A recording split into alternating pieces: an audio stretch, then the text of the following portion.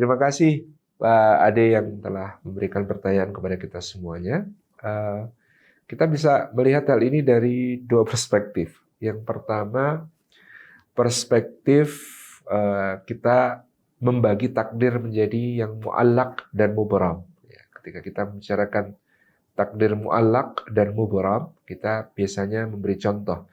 Contoh mubram kita nggak bisa pilih dari siapa bapak kita, siapa ibu kita dilahirkan, ya dalam keadaan seperti apa kita memulai kehidupan ini, gitu ya, start kita dan lain sebagainya.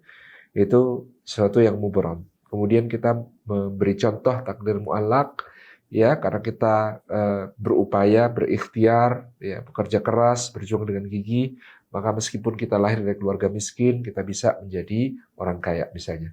Nah, perspektif seperti ini tentu bisa juga menjadi hal yang kemudian membuat kita memandang, oh kalau begitu rezeki ini termasuk takdir mu'allaq. Tapi ada perspektif lain, ya dalam pemahaman para ulama Ahlussunnah wal Jamaah sejak dulu, ya takdir itu kalau belum terjadi kita tidak tahu.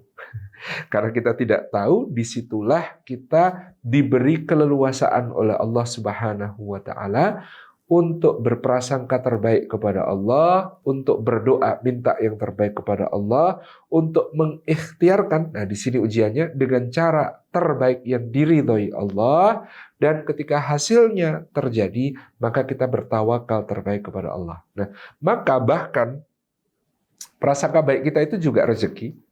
Doa kita itu juga rezeki. Ikhtiar-ikhtiar kita dengan cara-cara terbaik yang diridhai Allah itu juga rezeki. Ya, mendapatkan hasil itu juga rezeki. Tawakal itu juga rezeki. Jadi kalau dalam perspektif yang kedua ini semuanya adalah bagian dari ketetapan Allah Subhanahu wa Ta'ala. Hanya saja karena yang belum terjadi itu kita belum tahu, maka kita diberi ruang seluas-luasnya oleh Allah untuk tadi berprasangka terbaik, merencanakan yang terbaik, meminta kepada Allah yang terbaik, berdoa sebaik-baiknya, gitu ya. Kemudian juga melakukan atau berupaya, berikhtiar dengan jalan-jalan terbaik yang diridhai oleh Allah. Kemudian nanti akhirnya mendapatkan hasil untuk kita tawakali kepada Allah. Sekaligus rizki, dia juga ujian bagi kita. Nah, makanya ya, lulus tidaknya kita ditentukan dari sejak semula di sini. Apakah ketika kita tidak tahu tentang hasil di masa depan, kita berprasangka baik atau berprasangka buruk pada Allah? Apakah ketika kemudian kita tidak tahu masa depan itu, lalu kita berdoa atau memilih untuk tidak berdoa kepada Allah? Apakah kalau kemudian kita tidak tahu masa depan itu, kita akan melakukan ikhtiarnya pakai cara yang diridhai Allah atau nabrak larangan Allah? Gitu ya. Atau kemudian melakukan hal-hal yang haram atau kemudian maksiat.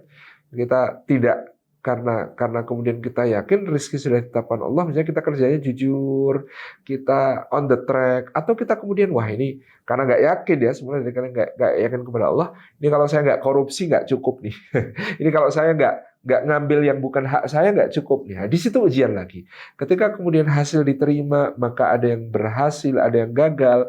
Watilkal ayyamu dawiluha bainan nas, nggak ada orang itu kok isinya sukses terus itu. Kadang-kadang pasti juga ada gagalnya, hitungannya meleset gitu ya. Jadi pada suatu kondisi omsetnya besar, tetapi ketika kemudian dia bikin proyeksi bisnis ternyata datang pandemi misalnya gitu ya. Semuanya jadi ujian di ikhtiar kita, hasilnya juga ujian. Tawakalnya kepada Allah juga ujian. Itu semua bagian dari rizki anugerah sekaligus ujian dari Allah. Dan di situ yang membedakan orang mukmin dengan orang yang tidak beriman adalah kalau orang mukmin dia berusaha untuk selalu on the track supaya dia mendapatkan yang lebih besar dari semua rizki, yaitu ridhonya Allah Subhanahu wa Ta'ala.